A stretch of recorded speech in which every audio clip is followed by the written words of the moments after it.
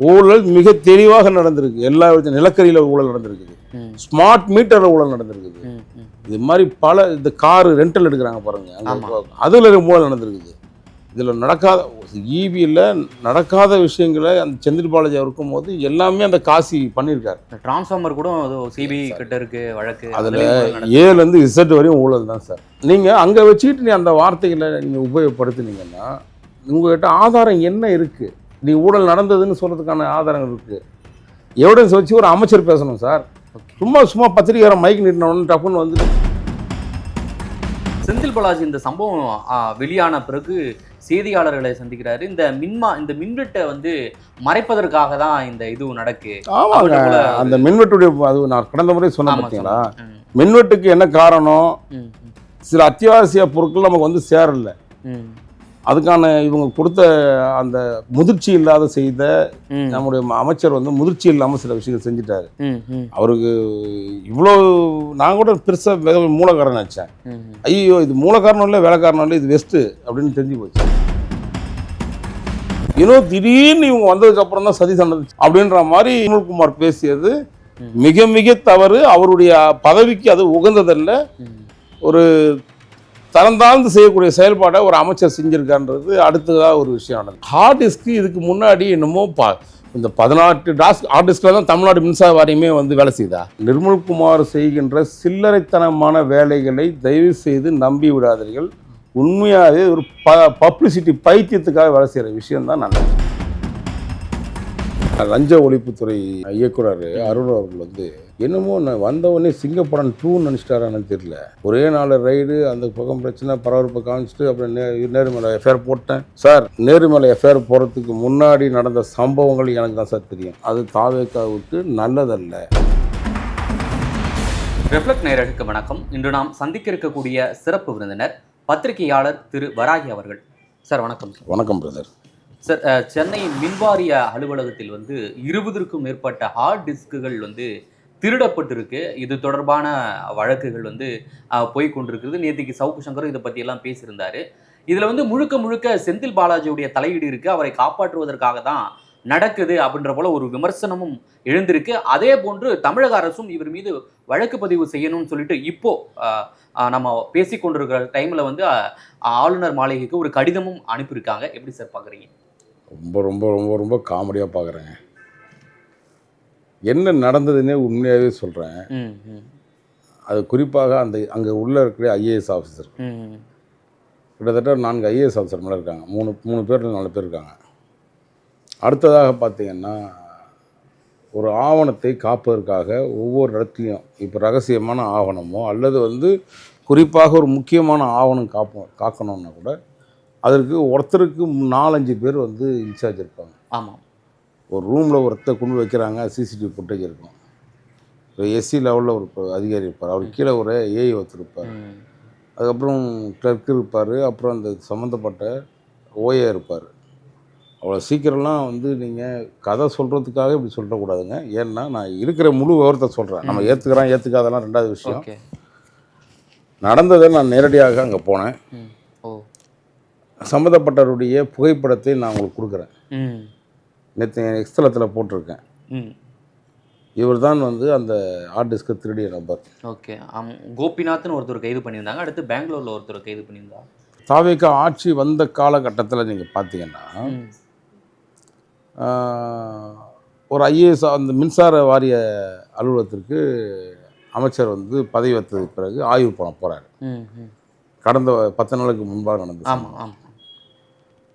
எப்பவுமே வந்து ஒரு அமைச்சர்கள் கள ஆய்வு போனால் உடனே அந்த அவ்வளோ பெரிய அலுவலகத்தில் ஒரு நாளில் ஏதோ சும்மா 100 ஸ்கொயர் ஃபீட்டில் ஒரு விஷயம் இருந்துச்சு கண்டுபிடிச்சோன்னு சொன்னால் பரவாயில்ல.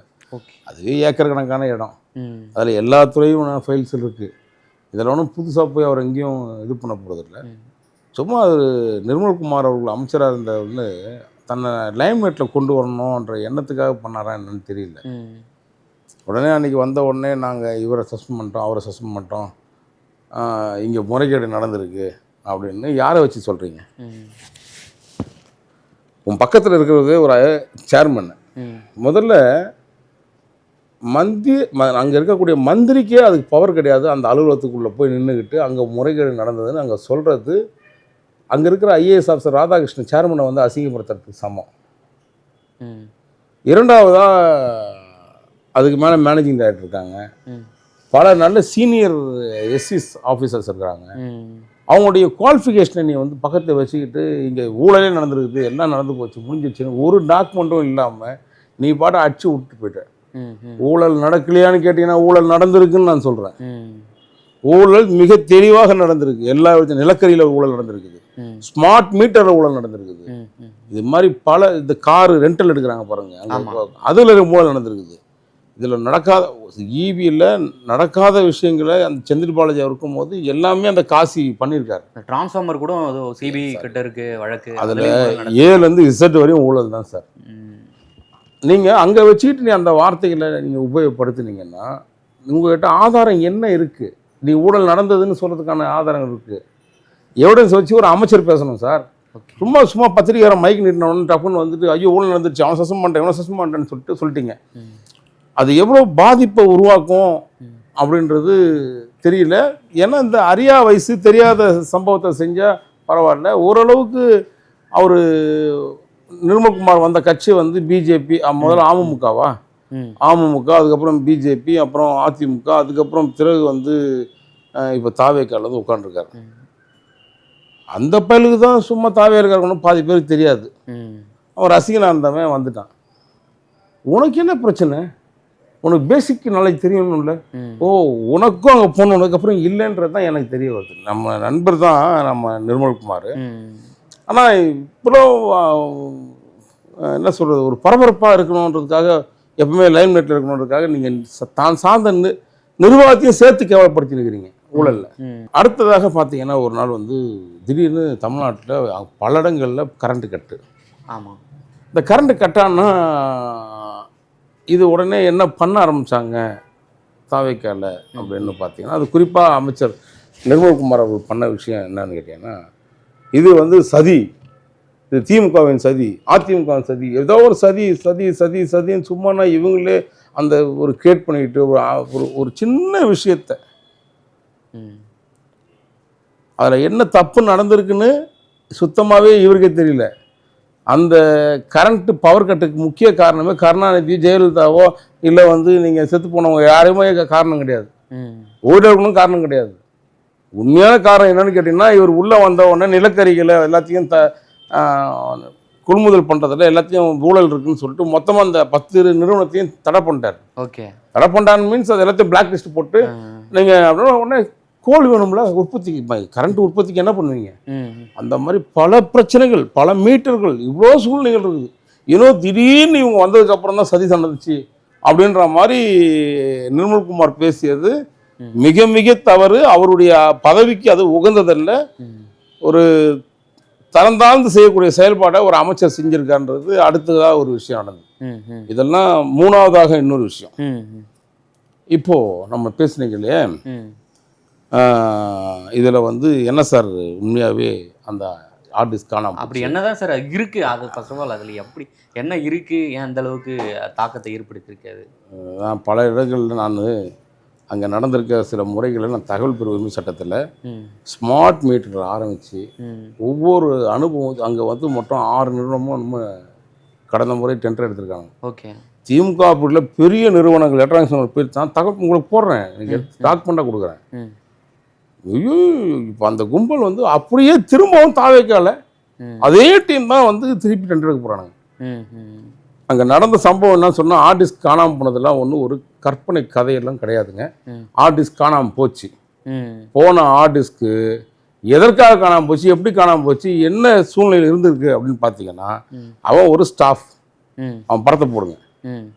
இந்த ஸ்டாஃப் வந்து என்ன பண்ணுறான்னா, இது இங்கே மட்டும் இல்லை பல இடங்களில் நடக்குதுன்னு நான் சொல்கிறேன். என்ன சொல்கிறது, இவனெல்லாம் கொஞ்சம் வித்தியாசமான நம்ம டிஜிட்டல் திருடர்கள்னு சொல்லணும். நல்லா தான் இருக்குது இந்த வார்த்தையில். ஸோ அந்த மாதிரி என்ன பண்ணுறாங்கன்னா, பெரும்பாலும் அரசு அலுவலகத்தில் பார்த்தீங்கன்னா பெட்ரோல் பங்கு கார், அந்த கார் மேட்ரு ஓட்டிட்டோம் பார்த்தீங்களா நம்ம. ஆமாம். அப்போது காரில் ரன்னிங் ஓடிட்டே இருக்கும். அண்ணா நகரில் இந்த பக்கம் வந்து அடையார் பக்கம் பெசனர் பக்கத்தில் இங்கெல்லாம் பார்த்தீங்கன்னா ஒரு சின்ன சின்ன இடங்களில் ஒரு சந்தில் விட்டுருவாங்க வண்டி, கவர்மெண்ட் வண்டி. எங்கேயுமே பார்த்தீங்கன்னா ஒரு 10 வண்டி நிற்கும். என்கிட்ட ஃபோட்டோ வீடியோ வச்சுருக்கேன்.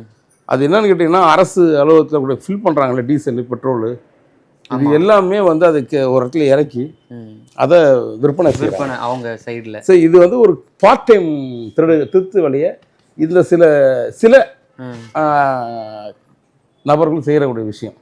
அந்த மாதிரி ஹார்ட் டிஸ்க்கு இதுக்கு முன்னாடி என்னமோ இந்த 18 ஹார்ட் டிஸ்கில் தான் தமிழ்நாடு மின்சார வாரியமே வந்து வேலை செய்யுதா?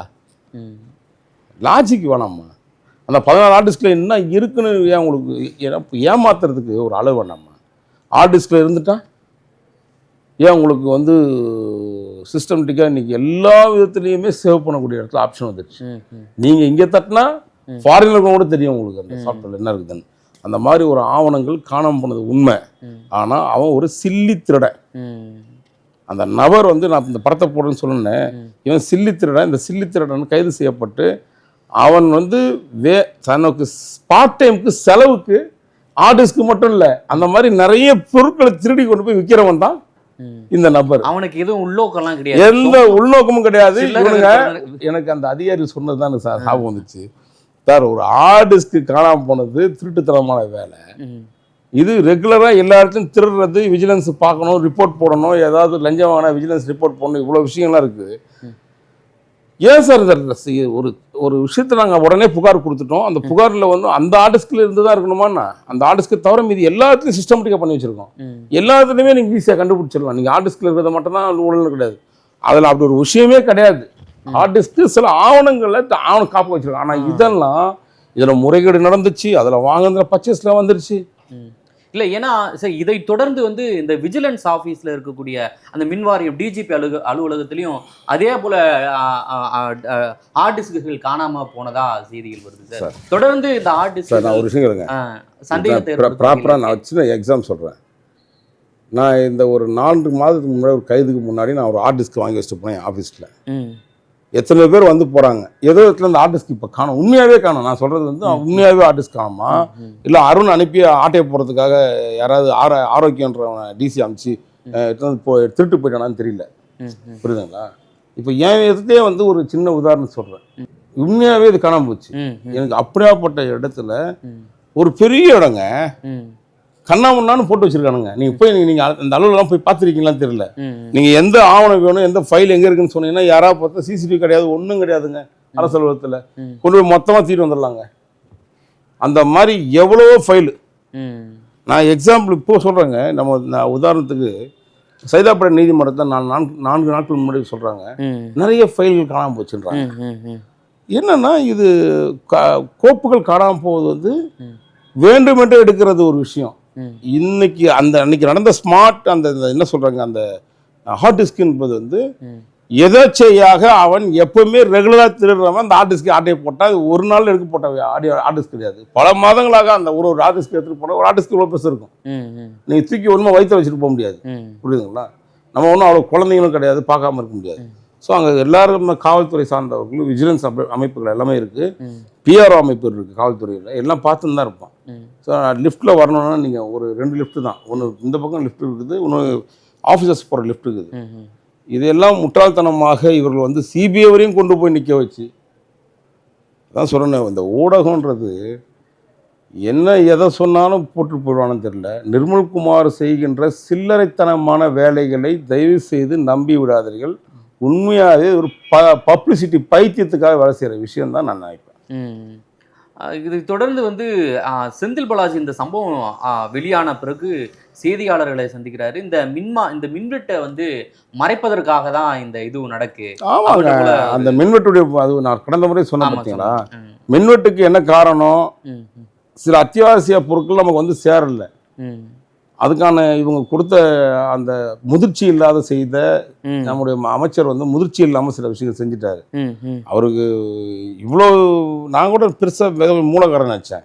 ஐயோ இது மூல காரணம் இல்லை, வேலை காரணம் இல்லை, இது வெஸ்ட்டு அப்படின்னு தெரிஞ்சு போச்சு. ஓகே. ஸோ அதனால் இப்படி ஒரு அமைச்சரே வந்து தவறாக போய் எல்லாத்தையும் எடுத்து சொல்கிறது, இந்த மாதிரி பப்ளிக் தான் சொல்கிறது, இவரே வந்து பொய்யான விஷயத்தை பரப்புறது வந்து அவருடைய பதவிக்கு அது தகுதி இல்லை, அது தகுதியான விஷயம் அல்ல. அவரும் தகுதி இல்லாத நடந்துக்கூடாது. இது யாருக்கு கஷ்டப்படுத்துறீங்களோ இல்லையோ, இந்த மாதிரி பப்ளிசிட்டி தப்பாக பண்ணி தயவு செய்து முட்டு சந்தில் கொண்டு போய் உட்கார வச்சிடாதீங்க நம்முடைய தமிழக முதலமைச்சர் விஜய் அவர்களை. விஜய்க்கு இந்த இது போன்று சில்லித்தனமாக நடக்கக்கூடிய விஷயம் எல்லாம் போறதுக்கு இல்லைங்களா? கண்டிப்பாக போகணுங்க. ஐயோ இப்போ நான் 2-3 விஷயங்களை பார்த்தேங்க. இதே தியாகராய நகரில் நேற்று ஒரு 3 நாள் முன்னாடி ஒரு அமைச்சரை பார்த்தேன். அவர் இங்கே கெஸ்ட் ஹவுஸே வச்சு நடத்துகிறாரு. கெஸ்ட் ஹவுஸ்லேயே இருக்கிறாரு. அங்கே பார்ட் டைம் அங்கே முடிஞ்சிச்சுன்னா இங்கே கெஸ்ட் ஹவுஸ்க்கு வந்துடுவார். ஓகே. அவர் அங்கே நடக்கிற சங்கதியெல்லாம் பார்க்கும்போது சங்கடமாக தான் இருக்குது. சரி, என்ன பண்ணுறது நம்ம? சரி, நம்ம இப்போ வந்துட்டா உடனே இந்த நம்ம ஆளுங்க விர்ச்சுவல் வாரிசு நம்ம தானமோ, நான் என்னமோ விஜய்க்கு அவருக்கு வேண்டாத மாதிரி நம்ம ஆரம்பத்திலே சொல்கிறது தாங்க. இந்த அதிகாரிகளும் அமைச்சர்களும் தவறான வழிகள் கொண்டு போகாமல் பார்த்துக்குங்க. மீண்டும் மீண்டும் சொல்கிறோம், ஒரு குறிப்பிட்ட சில அதிகாரிகள் தவறான பாதையில் கொண்டு போய் இந்த ஆட்சியை முட்டு சந்திர விட்டுறக்கூடாதுன்றதை நான் ஆணித்தரமாக நம்புகிறேன். அதை நீங்கள் ரொம்ப நீங்கள் மற்றவங்களுக்கு எப்படின்னு தெரியாது, நான் நெருக்கமாக இருந்த நண்பரை வச்சு சொல்கிறேன். ரொம்ப லேசியாக இருக்கிறாரோ அப்படின்ற மாதிரி இருக்குது. அவருக்கு ரொம்ப பாதிப்பு தான் இப்படியே போனார்ன்றது பாதிப்பு இருக்குது. இது தொடருமையானால் அது தாவேகாவுக்கு நல்லதல்ல அப்படின்னு நான் தெரிவிச்சுக்கிறேன்.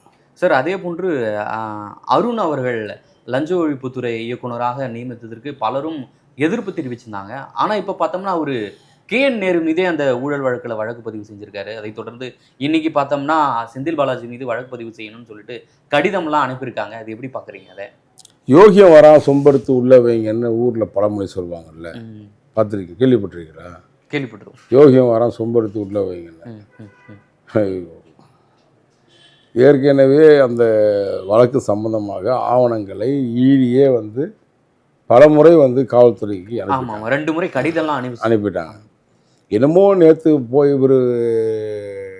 நீங்கள் யார் அந்த ஊழல் வளர்ச்சித்துறை தலைவரா? இல்லைங்க சார், லஞ்ச ஒழிப்புத்துறை சாரி லஞ்ச ஒழிப்புத்துறை இயக்குனர் அருண் அவர்கள் என்னமோ வந்தவொடனே சிங்கப்படம் 2 நினச்சிட்டாரான்னு தெரியல.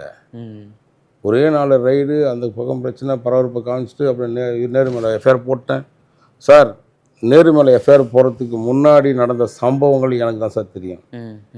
அதில் யார் அவர் மனைவி சார்ந்தவர்கள் யாரிடத்தில் இந்த எஃப்ஐஆர் போடுவதற்கு முன்பாக என்னென்ன ஆவணங்கள் வேணும் வேணாம் இல்லை அப்படின்றத எதிர்த்தரப்புக்கும் அவர் சொல்லி கொடுத்துட்டாருங்க.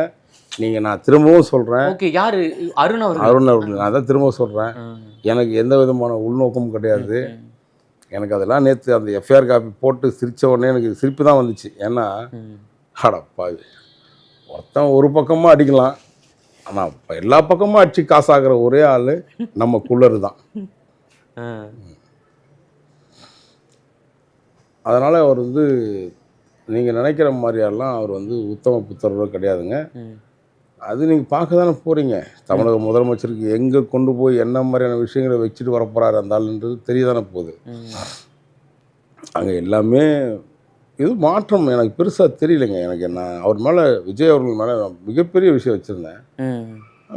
இப்போவே பார்க்குறீங்கல்ல, அந்த சமூகத்தில் தொடர்ந்து அவருடைய ரசிகர்கள், அவருடைய ஃபாலோவர்ஸு கழுவி ஊற்றுறாங்க. இப்போ என்னண்ணா விஜய்ண்ணா, என்னண்ணா இப்படி பண்ணுறேன்னா அப்படின்னா இப்படின்னா இன்னமும் சொல்கிறாங்க. அவருக்கு ஏற்ற மாதிரி தான் சில விஷயங்கள் நடக்குது.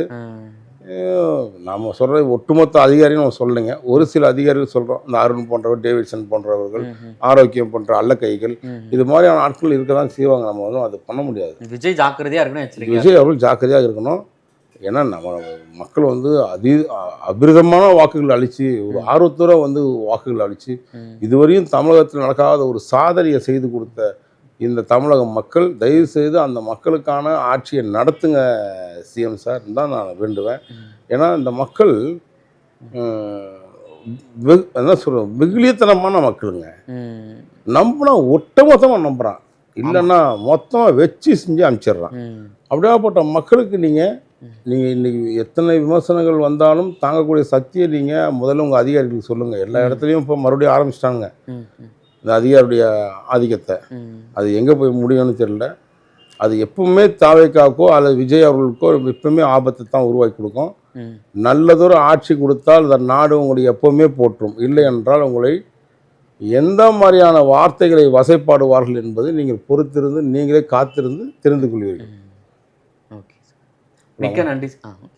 மிக்க நன்றி சார். நேரில் வந்து பல்வேறு தகவலை எங்களுடன் பகிர்ந்து. நன்றி பிரதர், வணக்கம். நன்றி சார். மெரிபா பன்னீர் சோடா, ஐ ட்ரஸ்ட் மெரிபா.